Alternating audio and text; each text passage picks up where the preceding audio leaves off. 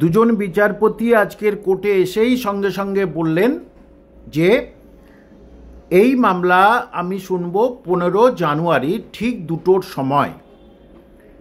তখনই বেশ কয়েকজন বললেন যে আমরা তো রেডি হয়ে এসেছি, কিন্তু কোনো উত্তর দিলেন না বিচারপতিদ্বয়। তারপরেই এক মহিলা অ্যাডভোকেট পরিষ্কার করে বললেন, শোনা গেল যে হুজুর, সিবিআই কিন্তু সঠিক হিসেব দেয়নি বা সংখ্যা দেয়নি।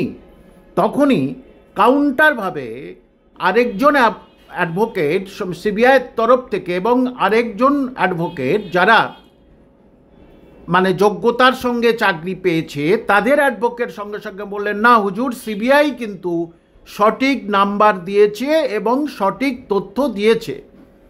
এছাড়া আরও অনেকে বলার চেষ্টা করছিলেন, কিন্তু মাননীয় বিচারপতিদ্বয় বললেন, না, এটা আমি আগামী 15 জানুয়ারি ঠিক 2টোর সময় শুনব। আপাতত এই নিয়ে কোনো কথা নয়। যে সুতরাং এখানে অনেকেই দেখলাম বিচারপতিকে নানা রকমভাবে দোষারোপ করছে। না, বিচার ব্যবস্থা এটা হয়ে থাকে কোনো একটা ব্যাপারে কোনো কারণেই বিচারপতির হয়তো আরও বেশি সিরিয়াস মামলা আছে বা তিনি চাচ্ছেন এই মামলাটা 1 সপ্তাহ আগে শোনানো হয়েছে, আর 1 সপ্তাহ নয় দেরি করা যাক, এর মাঝে আরও গুরুত্বপূর্ণ মামলাগুলোকে শেষ করা হোক। কারণ কি, সব মামলা সমানভাবে গুরুত্ব বিচারপতিদের কাছে।